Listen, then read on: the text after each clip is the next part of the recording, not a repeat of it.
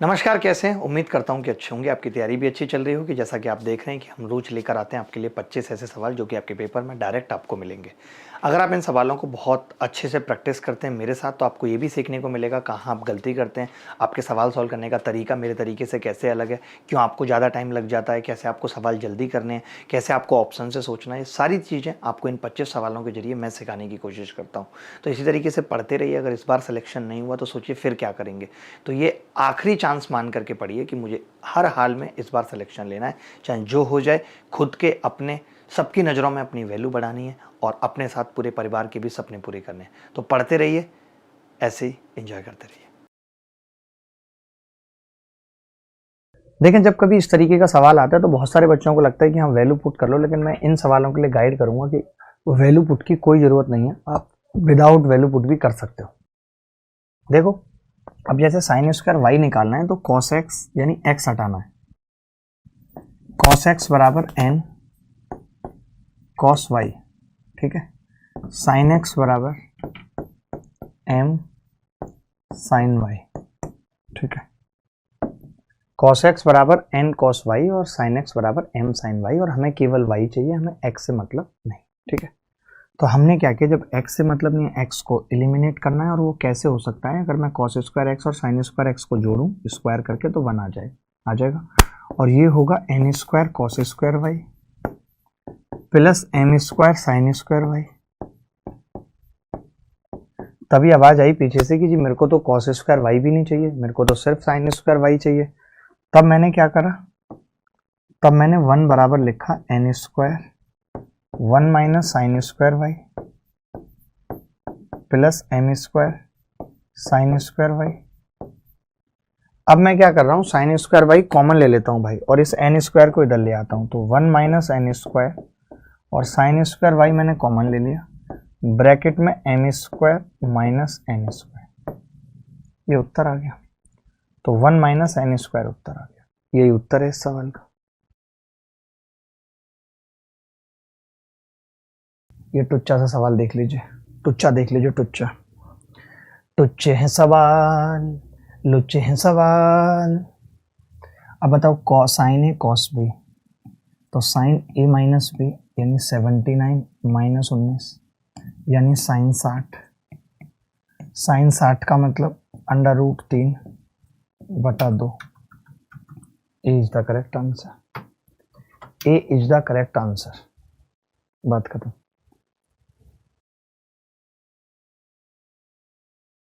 निम्नलिखित में से m के किस मान से, ये सवाल भी सीजीएल मेंस में आया। आपको आइडिया लगेगा कि मेंस में भी उसी तरीके के सवाल आ रहे हैं जिस तरीके के सवाल हम पढ़ रहे हैं। कुछ भी ऐसा नहीं है कि अलग पूछा जा रहा है। निम्नलिखित में से m के किस मान से समीकरण निकाय इतने और इतने का कोई हल नहीं होगा। कोई हल ना होने का मतलब पैरेलल लाइन, और पैरेलल लाइंस होने का मतलब है m1 upon a1 upon a2 बराबर b1 upon b2, a1 upon a2 बराबर b1 अपॉन b2, यानी कि 18/7 बराबर -72 बटे -m। 18 चौक 72, m बराबर 28। 28 रिंग रोड पे गाड़ी आज भगाएंगे, सरला बैठ बुलेरो में, तेरा बर्थडे हैप्पी मनाएंगे, Dick Dick Dick Dick Dick. अरे फूफा जी फूफा जी फूफा जी, सरला बुआ। सबको समझ आ गया?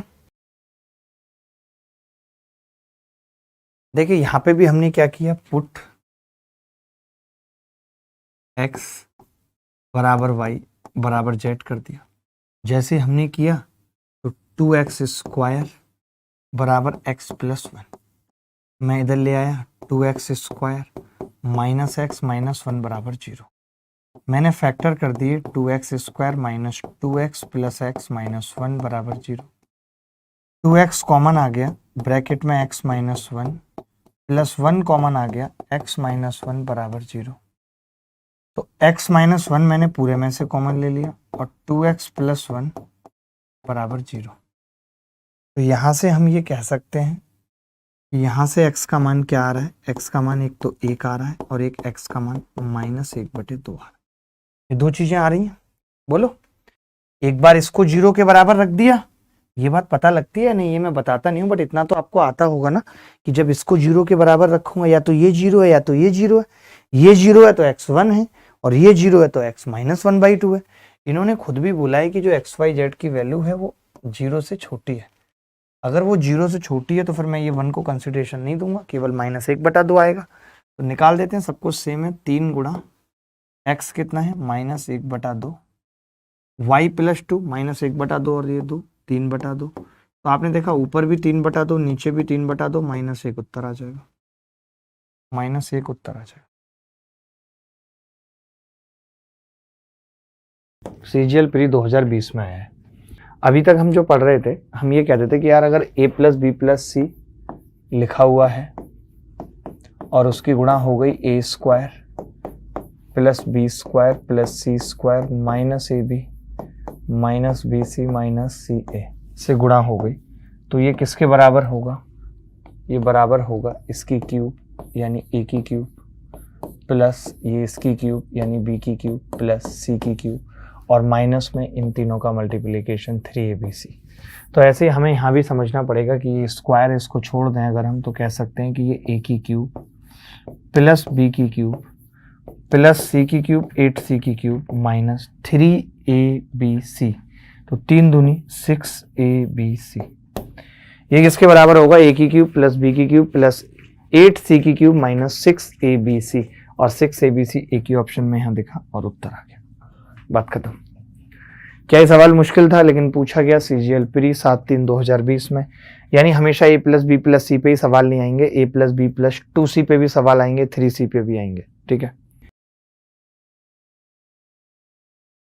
देखें भाई, देखो भाई, समद्विबाहु त्रिभुज एबीसी में AB बराबर AC,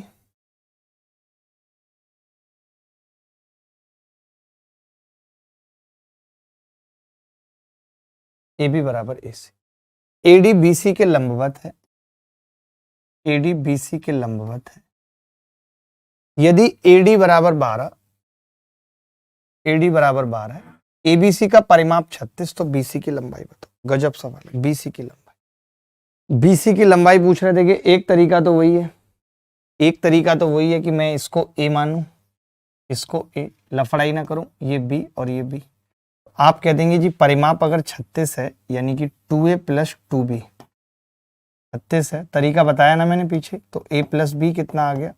18। अगर A + B 18 है और A² - B² कितना है? 12 का स्क्वायर। तो मैंने इसके दो फैक्टर कर दिए, एक A + B, एक A - B बराबर 144। अब कोरिया का बच्चा भी ये जानता है कि A + B 18 है और 18 इससे कटेगा तो 8 बार कटेगा, तो A - B 8 आ गया।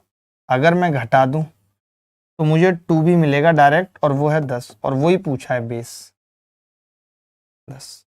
क्या सबका 10 आ गया था दोस्त? क्या सबका 10 आ गया था? बताओ। ट्रिपलेट सोच पाना यहाँ पे इजी था, बिल्कुल बिल्कुल। देखिए ये बात तो है कि यहाँ पे आप सोच सकते थे कैसे, जैसे 12 होता है, 12 के साथ 5, 12 13, ये 13 ये 5, तो आपको देखना पड़ता है कि क्या 5 5 10 और 13 13 26 36 आ रहा है? जी आ रहा है, आ रहा है, तो 5 और 5 10 उत्तर आ जाता।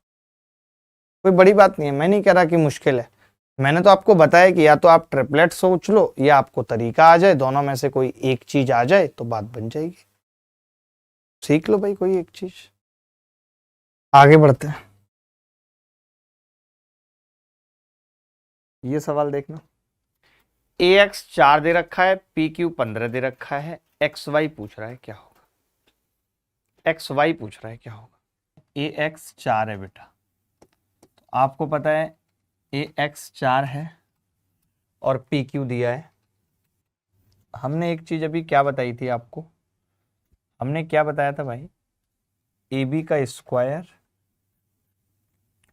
XY का स्क्वायर, ऐसे बताया था। XY पीछे बताया था ना, याद करो, देखो ये रहा। भूल जाते हो इतनी जल्दी यार आप।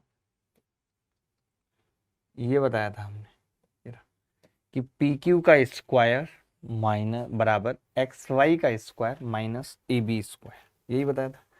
ऐसा ही कुछ कुछ ये सवाल है।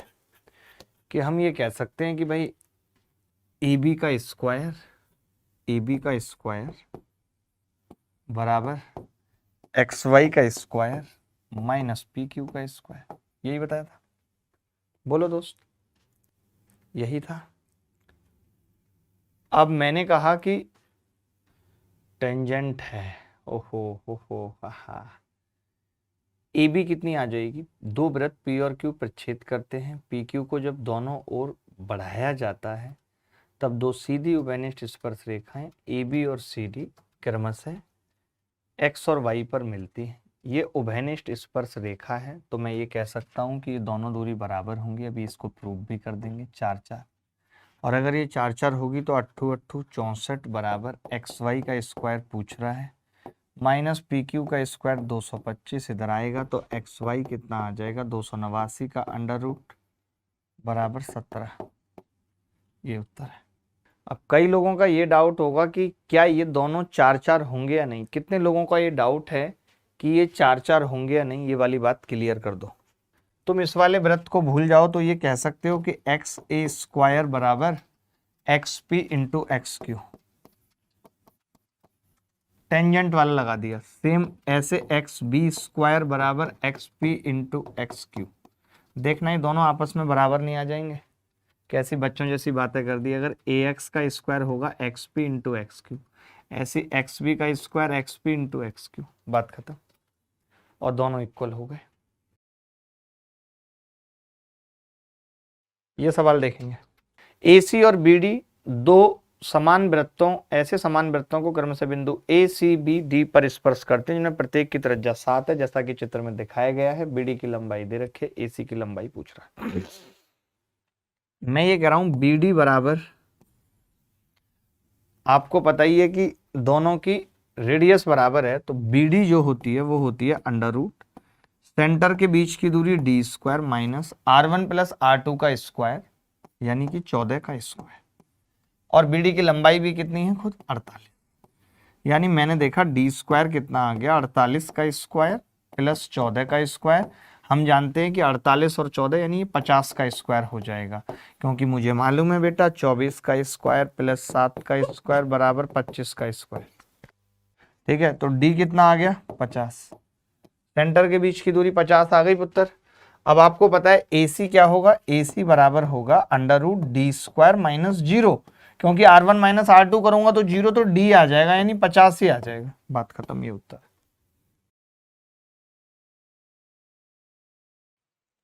जल्दी से उत्तर बताना, CPO 2020 में आया हुआ सवाल है। देखो ये सवाल थोड़ा मुश्किल है अपने आप में। एक व्यक्ति मॉल के निकट सड़क पर खड़ा है, ठीक है, वह मॉल 1425 मीटर की दूरी पर है और सड़क से मॉल के शीर्ष को इस प्रकार देखने में सक्षम है कि उसके और माल के बीच स्थित पेड़ का शीर्ष माल के शीर्ष के साथ दृष्टि रेखा में है। पेड़ की ऊंचाई 10 मीटर है। यह उस व्यक्ति से 30 मीटर की दूरी पर है। पेड़ ये रहा 10 मीटर, आदमी तो 10 मीटर का नहीं हो सकता, मुश्किल है, और पेड़ उस व्यक्ति से 30 मीटर पर है, और आदमी की ऊंचाई पूछ रहा है ना, मॉल की ऊंचाई। ठीक है भाई, ऐसे देख पा रहा है, आदमी की ऊंचाई को नगण्य माना गया है। ये 1425 मीटर था भाई।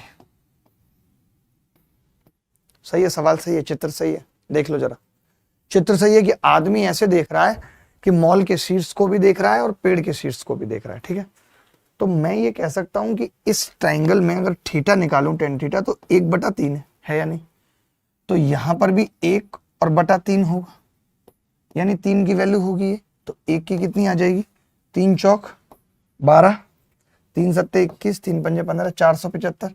तो आप क्या कह सकते हो कि 475 रिंग रोड पे गाड़ी आज भगाएंगे, छमिया बैठ बुलेरो में, तेरा हैप्पी बर्थडे मनाएंगे। देखिए मित्र,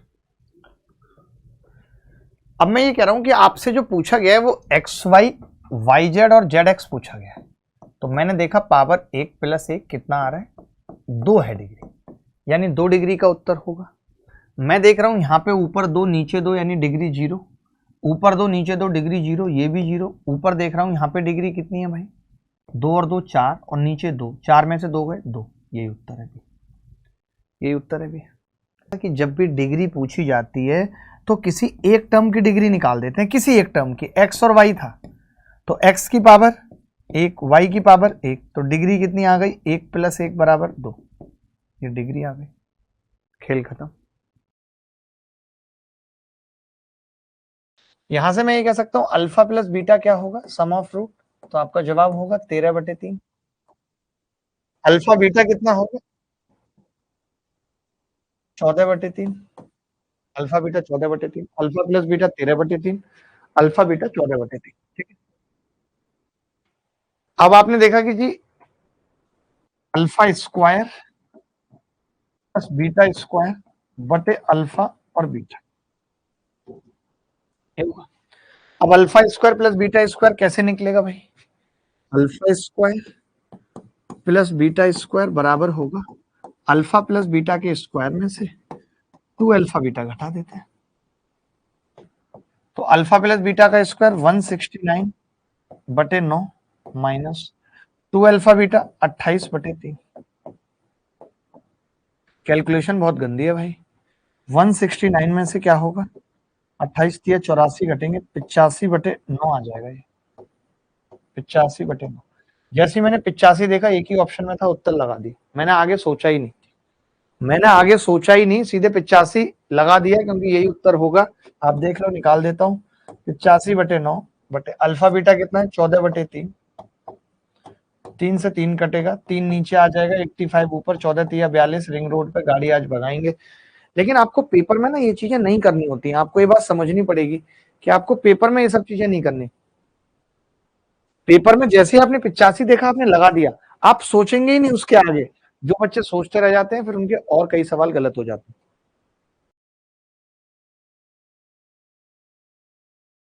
देखें, एक विभाजन योग में भाजक भागफल का 10 गुना और शेषफल का 4 गुना है। शेषफल 45 है। मैंने पिछली क्लास में सवाल करना सिखाए थे।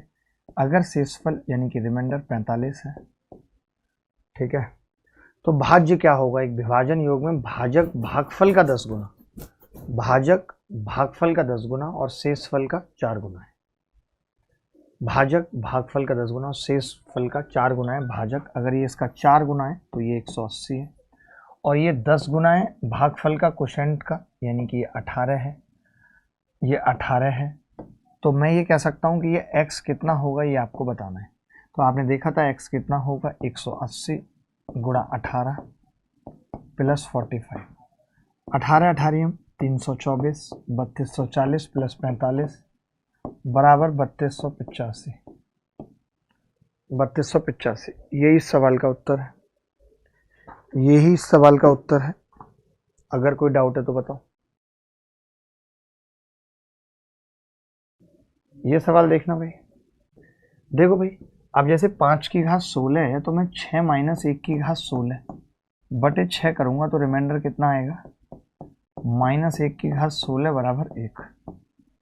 5 की घात 25 है, उसको 6 से भाग करूंगा तो रिमाइंडर कितना आएगा? अब की बार -1 की घात 25 आएगा, -1 + 6 बराबर 5 आ जाएगा। R2 5 आ जाएगा, या R1 है। तो R1 5 नहीं, R1 1 + 5 बटे R2 कितना है? 5, 6/5 उत्तर आ जाएगा। D is the correct answer. D आ रहा है भाई, डी आ रहा है।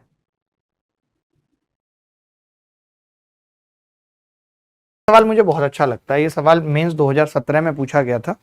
ये सवाल मुझे बहुत अच्छा लगता है। आप एक बार ये देखो कि 3 अभाज्य संख्याओं का योगफल 100 है, इनमें से एक किसी दूसरी संख्या से 36 अधिक है, तब इन संख्याओं में से एक संख्या क्या है? ऑप्शन से मत करना, बस बता दो मुझे। 3 अभाज्य संख्याओं का गुणनफल 100 है, यानी कि a + b + c बराबर 100। 3 अभाज्य संख्याओं का गुणनफल 100 है, a + b + c बराबर 100। ठीक है भाई, क्लियर है? अब एक बात बताओ कि 100, अब जो एक संख्या है इवन प्राइम वो 2 है, केवल इवन प्राइम 2 है, उसके अलावा all are odd number, all prime are odd number, इसके अलावा ऑड नंबर मैं जानता हूं। आप मुझे एक बात बताओ, क्या 3 ऑड नंबर का सम कभी इवन आ सकता है?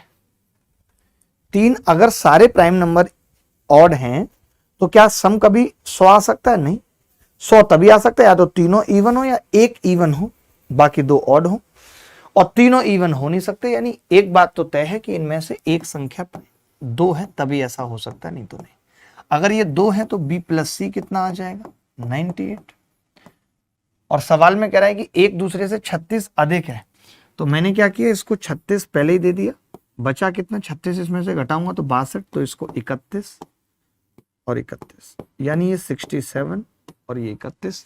इनमें से एक संख्या पूछ रहा था, वो 31 हो। बोलो भाई। एक ही कार्य क्षमता बी की 3/4, बहुत सिंपल है। एक ही कार्य क्षमता बी की 3/4, 3/4, ठीक है। बी को इधर ले आए। सी की कार्य क्षमता इफिशियंसी है, सी की कार्य क्षमता, बी की कार्य क्षमता सी की 80%। 80% का मतलब 4/5। 80% का मतलब ही होता है 4/5। 80/100 कर दो।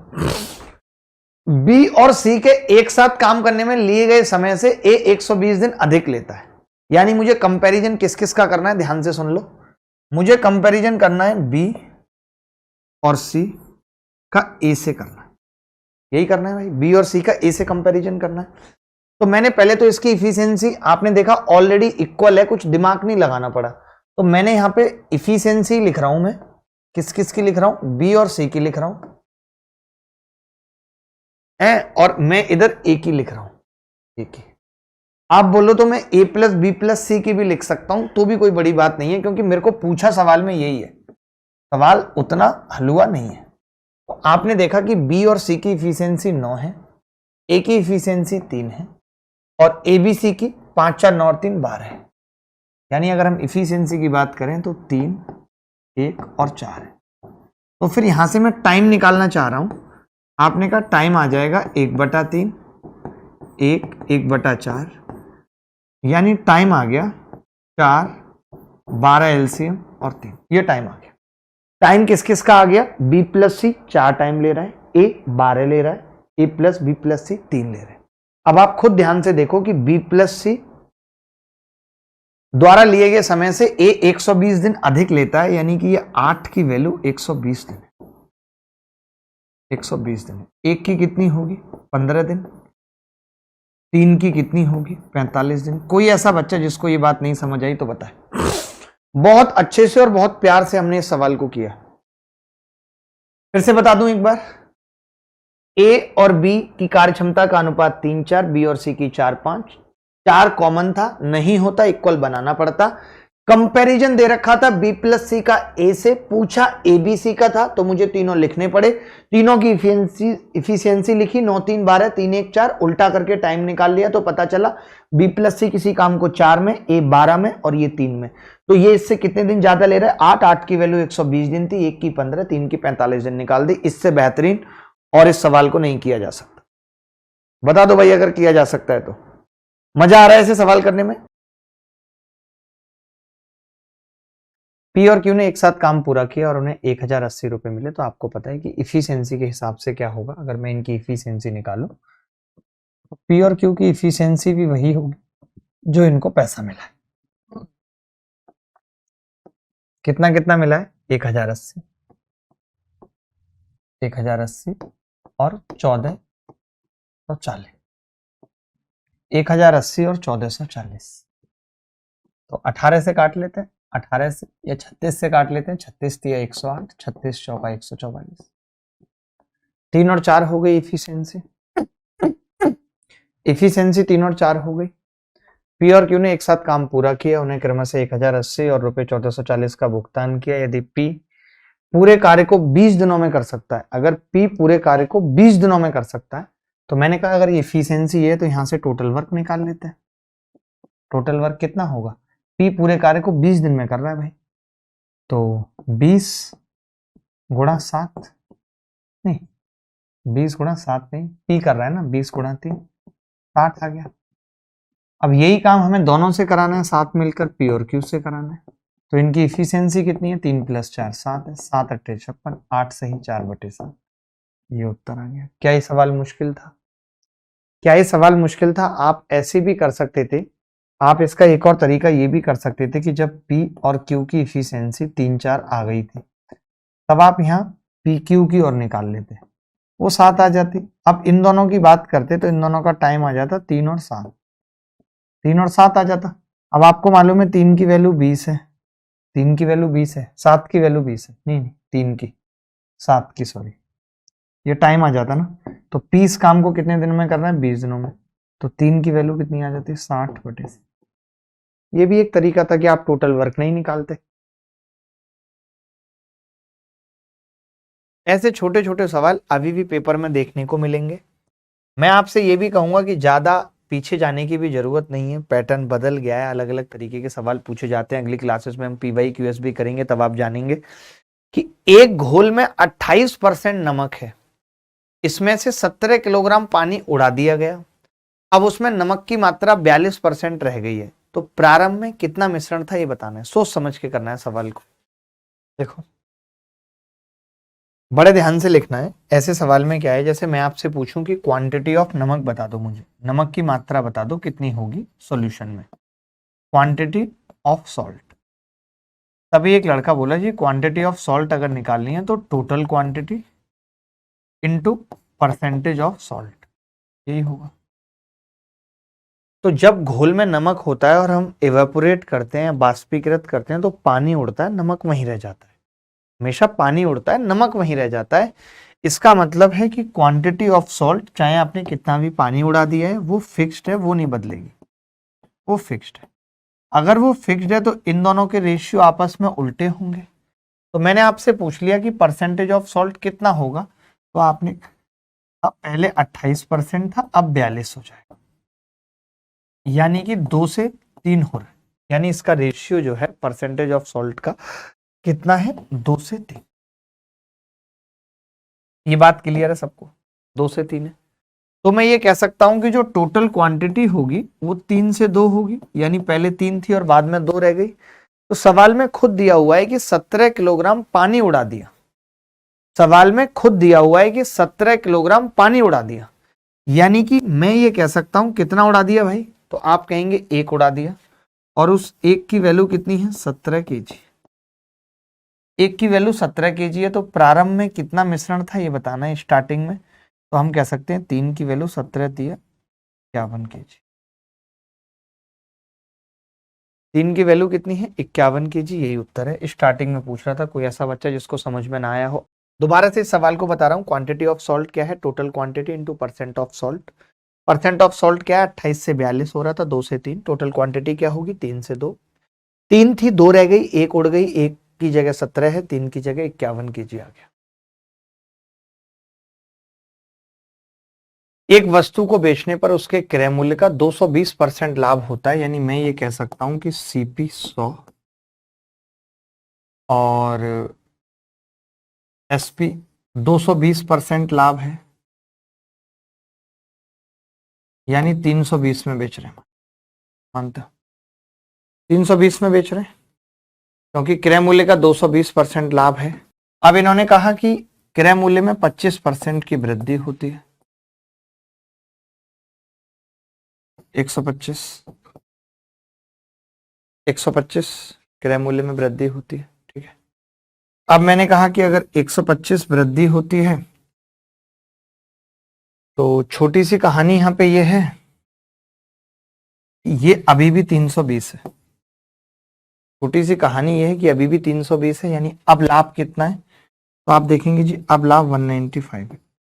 125 पे 100 पे कितना होगा, ये मैंने परसेंट निकालने की कोशिश की। 25 चौका 100, 25 पंजे 120, 5 से इसको काटा, 5 तिया 15, 5 नीम 45, 39 दूनी 78, दूनी 156। अब जो लाभ है वो 156% है।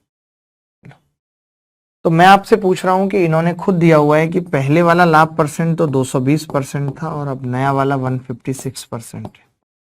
सवाल में कह रहा है कि नया लाभ प्रतिशत मूल लाभ प्रतिशत से कितना परसेंट कम है, तो आप देख सकते हैं कितना कम है, 20 और 44।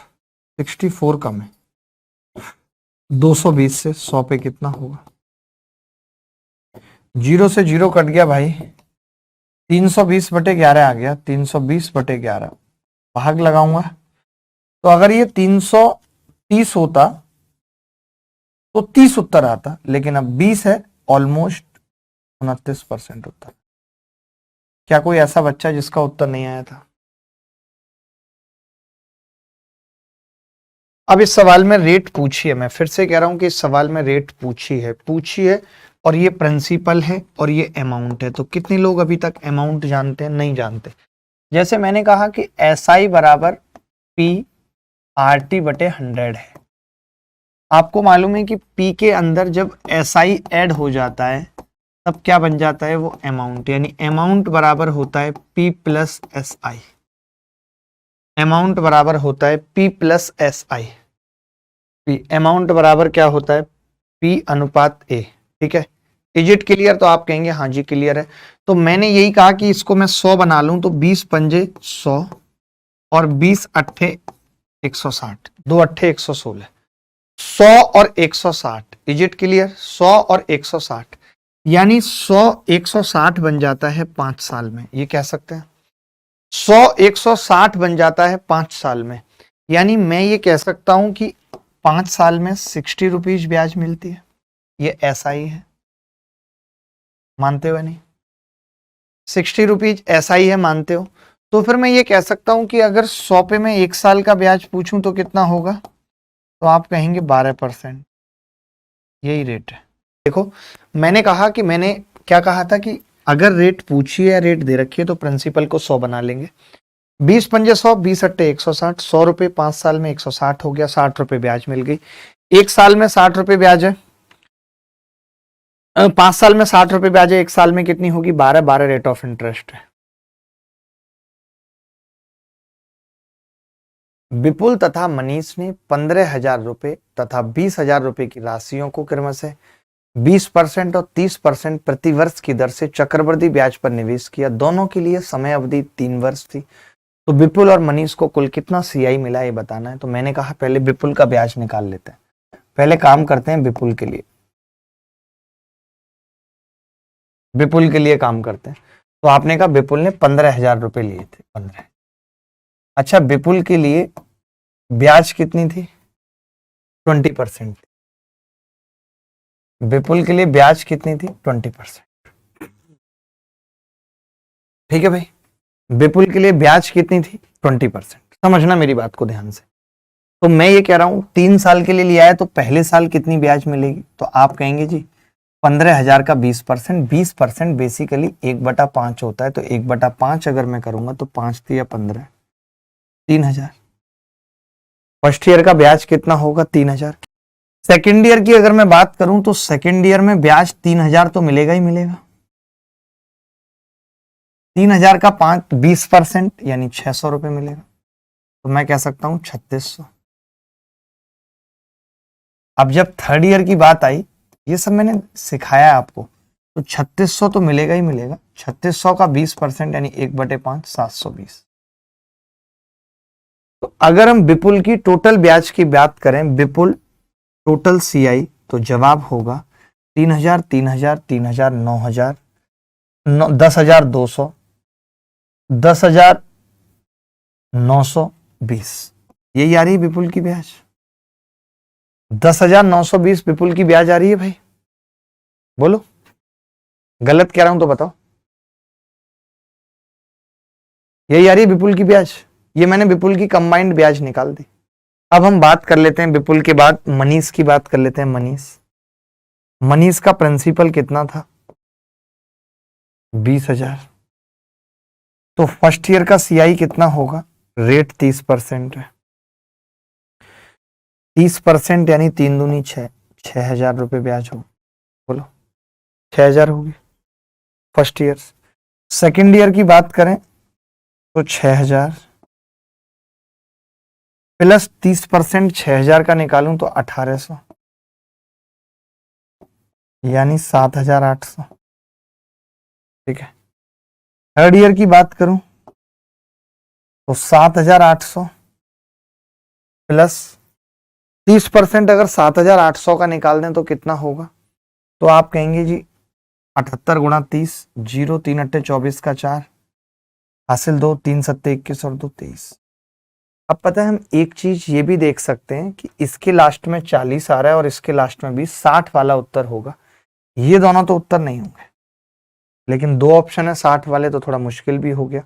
कोई बात नहीं, मैं ब्याज देख लेता हूँ। 7 और 6 13 और 7 20 और एक 21,600।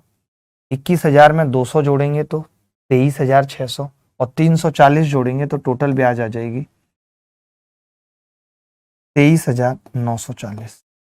ये यार है, टोटल ब्याज आ गई 23,940।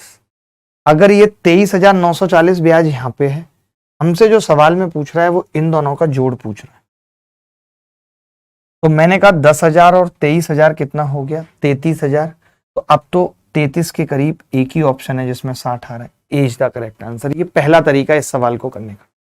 ये सवाल को करने का पहला तरीका है कि मैंने सबकी ईयर वाइज सीक्वेंस से ब्याज निकाली एक एक करके और उत्तर फेंक दिया। देखिए मित्र, मैं अगला तरीका बता रहा हूं इस सवाल को करने का। एक बंदा है विपुल जिसने 15,000 रुपए दिए हैं। एक बंदा है मनीष जिसने 20,000 दिए हैं। इसकी जो रेट है वो 30% है। 30% का मतलब 3/10 होता है। 3/10 का मतलब 10 13 होता है एक साल में। तो 3 साल में कितना होगा, 1000 से 13 निम्मा 117 हासिल 11, 13 छिंग 78 और 11 9, 1397। यही होता है 2197, सॉरी 2197 यही होती है भाई। किसी को डाउट तो नहीं है इसमें? 13 की क्यूब में 2197 सही है, ठीक है। पहले वाला कितना था, 20% रेट थी। 20% का मतलब 1/5। इसका मतलब 5 से 6 एक साल में, 5 से 6 एक साल में, ठीक है। अगर ये 5 से 6 एक साल में हो रहा है तो 3 साल में 125 से 216 हो जाए 3 साल। मैं आपसे ये पूछ रहा हूं कि यहाँ पे ब्याज कितनी मिली है, ब्याज, तो आप कहेंगे जी 75 और 16 91 ब्याज मिली है, ठीक है। और इसकी वैल्यू सवाल में ये है 125। अगर 125 की वैल्यू सवाल में ये है तो 25 पंजे 125, 5 की वैल्यू कितनी आ गई, 25 छक्के 150, 600, एक की आ गई 120। अगर एक की 120 है तो 91 की कितनी होगी, 0। 12 एकम 12 का 2 हासिल 1, 12 निम्मा 108 और 1 109, 10,920 ब्याज आ गई। यही पीछे भी आ रही थी ब्याज, यही सेम पीछे भी आ रही थी। अब अगर मैं इसकी बात करूं तो 1000 की वैल्यू कितनी है, 20,000। 20,000 यानी एक की वैल्यू 20 है, एक की वैल्यू 20 है। यहाँ पे ब्याज कितनी है दोस्त, 1197 की वैल्यू कितनी आ जाएगी, 0। 2 सत्ते 14 का 4 हासिल 1, 2 निम्मा 18 और 1 19 का 9 हासिल 1, 2 एकम 2 और 1 3, 2 एकम 2, 23,940। जब हम इन दोनों को जोड़ देंगे तो ये उत्तर आ जाएगा 34,000, कितना आ रहा था पीछे, 860, 34,860। एक तरीका ये था इस सवाल को करने का, बट ये लेंथी था सवाल, मेंस में पूछा गया, ये लेंथी सवाल था। A car starts at 3 p.m. at a speed of 50 km per hour. Another car follows it at 4 p.m. at a speed of 75 km per hour. At what time will the two cars will meet? एक car अपराह्न 3 बजे 50 kilometre प्रति घंटे की गति से चलना आरंभ करती है। एक अन्य कार 4 बजे 75 की गति से उसका पीछा करती है। दोनों किस समय पर मिलेंगी? बड़ा अच्छा सवाल है। मैंने कहा रिलेटिव स्पीड तभी लगेगी। देखिए ध्यान से इस सवाल को देखिए। सवाल में कई बच्चों को इस सवाल में डाउट होगा कि मां साहब इसमें डिस्टेंस तो दी नहीं है। अरे पगले, ये सेम डायरेक्शन में भाग रहे हैं, ना कि अपोजिट में। अब ये 3 बजे भागा था और ये 4 बजे। मान लेते हैं कि ये 3 बजे भागा था, यहां से 3 बजे, और कितने की स्पीड से भागा था, 50 किलोमीटर प्रति घंटे की स्पीड से भागा था। 3 बजे ये 50 किलोमीटर प्रति घंटे की स्पीड से भागा था और ये 4 बजे भागा था। तो मैं ये जानना चाह रहा हूं 4 बजे इसकी स्पीड कितनी थी, 75 किलोमीटर प्रति घंटा। 75 किलोमीटर प्रति घंटा। ठीक है, ये थी इसकी स्पीड। तो मैं अब आपसे पूछ रहा हूं, एक बहुत छोटी सी बात मैं आपसे पूछ रहा हूं, ज्यादा बड़ी बात नहीं पूछता, कि 3 बजे से 4 बजे तक ये कहां होगा? तो आप कहेंगे जी ये 4 बजे यहां होगा, यानी 1 घंटे में ये कितनी दूरी चल चुका होगा? तो आप कहेंगे ये 50 किलोमीटर दूरी चल चुका होगा 1 घंटे में, क्योंकि इसकी स्पीड 50 किलोमीटर प्रति घंटा है। इसकी स्पीड 50 किलोमीटर प्रति घंटा है, 1 घंटे में 50 किलोमीटर चल चुका होगा। अब ये इधर खड़ा हुआ है 75 की स्पीड से, 50 की स्पीड से, इसकी स्पीड तो 50 है ना। अब पता है सवाल क्या रह गया? अब मैं आपको सवाल एक्सप्लेन करता हूं, सवाल क्या है। सवाल ये रह गया, एक बंदा यहां से चल रहा है, एक बंदा 50 किलोमीटर दूर यहां से चल रहा है सेम डायरेक्शन में, और बताना है कितने बजे मिलेंगे। तो मैंने कहा टाइम निकालना है, और टाइम बराबर होता है डिस्टेंस अपॉन रिलेटिव स्पीड। आप ये भी समझ रहे हैं, यहां पे डिस्टेंस हमारे पास 50 है जो इनको कवर करनी है, और रिलेटिव स्पीड ये 75 की स्पीड से भाग रहा है, तभी तो पकड़ पाएगा। कुछ लोग तो दिमाग से भी कर लेते हैं, ये 50 से चल रहा है, 75 से, 1 घंटे में 25 ज्यादा चलेगा, इसको ज्यादा चलनी है 50, 2 घंटे में चल लेगा। ये सब नौटंकी लिखने की जरूरत भी नहीं है कि time distance upon relative speed आपको समझाने के लिए लिखना पड़ रहा है। भाई आपको पता है 1 घंटे में 25 ज्यादा चलेगा, तो 50 बटे अब की बार रिलेटिव स्पीड घट जाएगी, 75 माइनस 50 कितना आ जाएगा जी? 2 घंटे। ये तो तय हो गया कि ये 2 घंटे बाद मिलेंगे, लेकिन 2 घंटे किसके बाद मिलेंगे? 4 बजे के 2 घंटे बाद मिलेंगे। अगर ये 4 बजे के 2 घंटे बाद मिलेंगे तो कितने बजे मिलेंगे? 6 बजे मिलेंगे।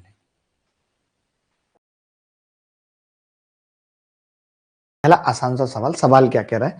हर एक सवाल जो मैं यहां पूछ रहा हूं उसका अपना रिलेवेंस है, वो एग्जाम में, किसी ना किसी एग्जाम में, एसएससी के या किसी भी एग्जाम में आपको मिलेगा ही मिलेगा कभी भी। ठीक है, तो अभी एक बहुत छोटा सा सवाल मैंने पूछा, सवाल पढ़ देता हूं। सवाल क्या कह रहा है आपके सामने है कि excluding stoppage the speed of a bus is 54 kilometre per hour and including stoppage it is 45 kilometre per hour. How many minutes does the bus stop per hour? एक बस है, कहीं जाती है, तो जब वो 54 किलोमीटर प्रति घंटा जाती है तो वो कहीं नहीं रुकती है, लेकिन जब वो बीच में रुकने लगती है, थोड़ा थोड़ा समय खराब करने लगती है, तो फिर उसकी स्पीड 45 किलोमीटर प्रति घंटा हो जाती है। तो बताइए कि वो 1 घंटे में कितना रुकती है? बहुत आसान सवाल है, अब आप देख लीजिए। एक बस सेम डिस्टेंस ट्रेवल कर रही है, ये डी ट्रेवल कर रही है सेम डिस्टेंस, इसका मतलब यहाँ पे क्या सेम है? डिस्टेंस सेम है। एक बार स्टॉपेज के साथ है, एक बार बिना स्टॉपेज के है। तो मैं ये कह सकता हूं, छोटी सी बात समझना मेरी, कि जब डिस्टेंस सेम है, डी सेम है, डी सेम है, तो फिर स्पीड का रेशियो और टाइम का रेशियो मैं पता कर सकता हूं। तो आपने कहा स्पीड तो दे ही रखी है जी, मैंने कहा स्पीड कितनी दे रखी है? तो आपने बोला कि जी स्पीड दे रखी है 54 किलोमीटर प्रति घंटा।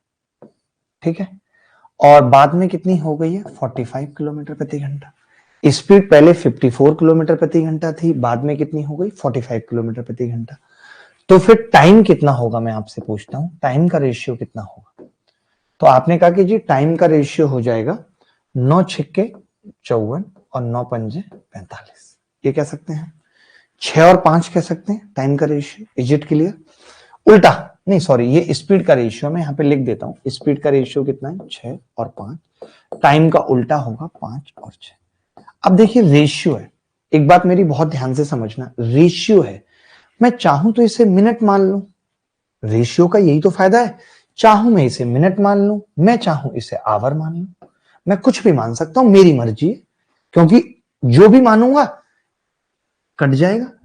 एक बात याद रखना, रेशियो की कोई यूनिट नहीं होती। आप कहो 5 घंटे और 6 घंटे का अनुपात क्या होगा, तो घंटे से घंटा कट जाएगा, क्या बचेगा? 5:6। बात की गहराई समझ पा रहे हैं? अब यहां से मुझे क्या पता चला? यहां से मुझे यह पता चला कि पहले तो 5 घंटे लगते थे, तो मैंने कहा कि पहले 5 घंटे लगते थे और अब 6 घंटे लग रहे हैं। इसका मतलब क्या है? कोई मुझे बताए। इसका मतलब मालूम है क्या है? कि अब ये 1 घंटा रुक रहा है, और ये कितने घंटे में रुक रहा है? 5 में तो ये रुकता ही नहीं है, ये तो विदाउट स्टॉपेज है, नो स्टॉपेज। ये क्या है? No stoppage. ये वाला स्टॉपेज है, तो 6 में कितना रुक रहा है? 1 घंटा। कह सकते हैं 6 में 1 घंटा रुक रहा है। अब आप बताइए, अगर ये 6 में 1 घंटा रुक रहा है, 1 घंटे का मतलब होता है 60 मिनट होता है। तो 6 घंटे में 60 मिनट, तो मैं पूछना चाहता हूं 1 घंटे में कितना रुक रहा है, ये हर 10 मिनट पे रुक रहा है, यही पूछ रहा है सवाल। आप समझो बात को ध्यान से, इसको बहुत ध्यान से समझने की जरूरत है। जब एक बस डेली सेम डिस्टेंस ट्रेवल कर रही है, एक बार जब वो नहीं रुकती तो 54 की स्पीड से जा रही है, एक बार जब वो रुक रही है तो वो 45 की स्पीड से जा रही है, तो मैंने ये पता लगाया कि स्पीड अगर 6-5 है तो टाइम 5 से 6 होगा। इसका मतलब पहले 5 घंटे तो अब 6 घंटे, इसका मतलब 1 घंटा रुक रही है वो, तो 6 घंटे में वो 1 घंटा रुक रही है, यानी 6 घंटे का मतलब 60 मिनट। 6 घंटे का मतलब 60 मिनट, तो 1 घंटे में कितना रुकेगी, 10 मिनट रुकेगी। बात खत्म हो गई। ठीक है भाई, तो बहुत सिंपल तरीके से मैंने समझाया। अब कोई बच्चा ये कह सकता है कि अगर मैं इसको मिनट मानता तो आंसर अलग आता। नहीं, देखो टाइम को आप मान लेते 5 मिनट और 6 मिनट मान लेते, मान सकते थे। अब पहले 5 लगती थी, अब 6, इसका मतलब कितना रुक रही है, 1 मिनट रुक रही है। अब मुझे बताओ 6 मिनट में 1 मिनट रुक रही है, सवाल में 1 घंटे में पूछा है 60 मिनट में, तो जीरो चिपका देता, 10 मिनट उत्तर आ जाता। आप मिनट मानो, सेकंड मानो, घंटे मानो, आप कुछ भी मानो, यही आंसर आएगा। ये इस गंदे से सवाल का मेन प्रोपोर्शनल पूछ रहा है, जरा बताना निकाल के क्या होगा। देखो भाई, अब इसका मीन प्रोपोर्शनल निकालना है, तो मीन प्रोपोर्शनल तो रूट ए बी होता है, यानी अंडर रूट के अंदर A square plus B square बटे A minus B into A square minus B square बटे ए माइनस, मुझे लगता है गलत छपा है, A square minus A B plus B square होना चाहिए, यहाँ ए स्क्वायर होना चाहिए, जहां तक मुझे लगता है गलत छपा है। या तो फिर यहाँ पे क्यूब लिख लो, शायद यहाँ पे क्यूब कर लो तब शायद बात बन जाएगी, ऊपर वाले में क्यूब कर लो तो शायद बात बन जाएगी, ये क्यूब होगा तो बात बन जाएगी। कैसे बनेगी देखना आप, मैंने क्या किया, इसको कट कर दिया, तो ये किससे कट जाएगा, ए प्लस बी से कट जाएगा। ठीक है, अब मैंने इसको खोल दिया भाई ब्रैकेट को, अंडर रूट के अंदर ऊपर वाला ए की क्यूब बी की क्यूब क्या होगा, ए प्लस बी, एक ब्रैकेट में A square minus A B plus B square, और ए प्लस बी तो दिया ही है, बटे A square minus A B plus B square. अब हमने कहा ये आपस में कट गया तो ए प्लस बी का स्क्वायर बचेगा, तो उत्तर कितना आ जाएगा, ए प्लस बी। सवाल में करेक्ट कर लीजिए, रूट के अंदर नहीं बाहर आ रहा है ए प्लस बी हमारा, तो ए ऑप्शन, ए भी नहीं ऑप्शन में भी करेक्ट कर लीजिए। अब तो भी मैंने कई सारे करेक्शन कर दिए इसमें, मैंने इसको ए की क्यूब प्लस बी की क्यूब लिख दिया और इसको ए स्क्वायर कर दिया, और उत्तर आ रहा है ए प्लस बी। ये सवाल देखेंगे, 400 लीटर दूध है, हमने 40 लीटर दूध निकाला, उतना ही पानी डाल दिया। 40 लीटर दूध निकाला 400 में, उतना ही पानी डाल दिया, 1/10। फिर हमने 80 लीटर निकाला 400 में, कितना बचेगा, 1/5। तो मैं ये कह रहा हूं पहले 400 था, 400 में 9/10 बचा, फिर 4/5 बचा, 0 से 0 कट गया, 5 8 40, 8 9 72 चौका 288 लीटर। क्या कोई ऐसा माइका लाल है जिससे नहीं हुआ था? अब समझ में आया मैंने फॉर्मूले के लिए क्यों मना किया था, ताकि आपको कॉन्सेप्ट पता चल जाएगा, तो आप दुनिया का कोई भी सवाल कर लोगे, फिर तकलीफ नहीं होगी आपको करने में, मुश्किल नहीं आएगी भाई। बोलो, 40 लीटर था 400 में से, 40/400, 80 लीटर था 400 में से, 80/400, 1/5, तो 1/10 और 1/5 निकाला तो 1/10 निकाला तो 9/10 बचा, 1/5 निकाला तो 4/5। समझ आ रहा है सबको? अब बस मैं सवाल पूछूंगा, जैसे आप देख रहे हैं एसएससी सीजीएल में इस बार 8 दिसंबर को ये कवाड़ा सवाल पूछा गया है, और ये कवाड़ा सवाल क्या है कि सत्यम 700 रुपये के साथ एक व्यवसाय शुरू करता है और 5 महीने बाद अमित और पटेल 300 और 400 रुपये के साथ उसके साथ जुड़ जाते हैं। वर्ष के अंत में व्यवसाय में 627 का लाभ होता है, तो लाभ में पटेल का हिस्सा बताना है क्या होगा। पटेल, माइन माइन मोर पटेल बोल रहा है कागा। अब एक आदमी 700 रुपये के साथ एक व्यवसाय शुरू करता है, अगर मैं कैपिटल की बात करूं तो उसकी 700 रुपए की कैपिटल 12 महीने के लिए लगी पड़ी है। ये मैं प्रॉफिट का अनुपात लिख रहा हूं, सीधे सीधे प्रॉफिट का अनुपात लिख रहा हूं। 5 महीने बाद अमित जुड़ा है, यानी अमित की प्रॉफिट 7 महीने के लिए 300 रुपए अमित लगा रहा है 7 महीने के लिए, ठीक है। 400 रुपए के साथ पटेल जुड़ रहा है, पटेल की कितनी है 400 गुणा 7, बोलो। अब अगर मैं यहां से प्रॉफिट का अनुपात देखूं तो क्या होगा, आप कहेंगे 0 से 0 कट गया, 0 से 0 कट गया, 7 से 7 और ये 7 कट गया, तो ये कितना आ रहा है जी 12, 3 और 4 आ रहा है। 12 4 16 3 19, मैं ये कह सकता हूं टोटल लाभ 19 है, जिसकी वैल्यू सवाल में 627 है। 19 तिया 57, 19 तिया 57, एक की वैल्यू 33 आ गई। सवाल में पटेल का हिस्सा पूछ रहा है, कहाँ है पटेल, 4 की वैल्यू पूछ रहा है, तो 33 से 4 की गुणा करेंगे, 33 दूनी 66, दूनी 132। सवाल का उत्तर 132। रिंग रोड पे गाड़ी आज भगाएंगे, सरला बैठ बोलेरो में, फूफा जी हैप्पी बर्थडे मनाएंगे। किसी को अगर डाउट है तो वो पूछ सकता है। ये सवाल एसएससी सीजीएल में 8 दिसंबर को पूछा गया। कितना रद्दी सवाल है, यानी अभी भी पेपर में इस तरीके के सवाल आ रहे हैं। ये समझ पाए या नहीं, इसमें मैंने कुछ नहीं किया, मुझे प्रॉफिट का रेशियो निकालना था, और प्रॉफिट का रेशियो इन्वेस्टमेंट इनटू टाइम होता है। प्रॉफिट का रेशियो इन्वेस्टमेंट इनटू टाइम होता है, मैंने यही किया है, इन्वेस्टमेंट को टाइम से गुणा किया, ठीक है। तो कैसा लग रहा है पढ़ के, मजा आ रहा है कि नहीं आ रहा है? अगर कोई भी कमी लगती है या कोई भी और डिमांड आपकी है कि ये टॉपिक आके मैं पढ़ाऊं, तो आप मुझे बता देना कमेंट करके। कोई टॉपिक ऐसा रह गया जो आपने अभी तक नहीं पढ़ा है तो वो भी मैं आके पढ़ा दूंगा, लेकिन इस बार सिलेक्शन हर हाल में लेना है, और मैं जो बेस्ट आपके लिए कर सकता हूँ, हमारी पूरी टीम लगी हुई है कि किस तरीके से आपको सिलेक्शन तक पहुंचाना है, ठीक है। धन्यवाद, थैंक यू वेरी मच।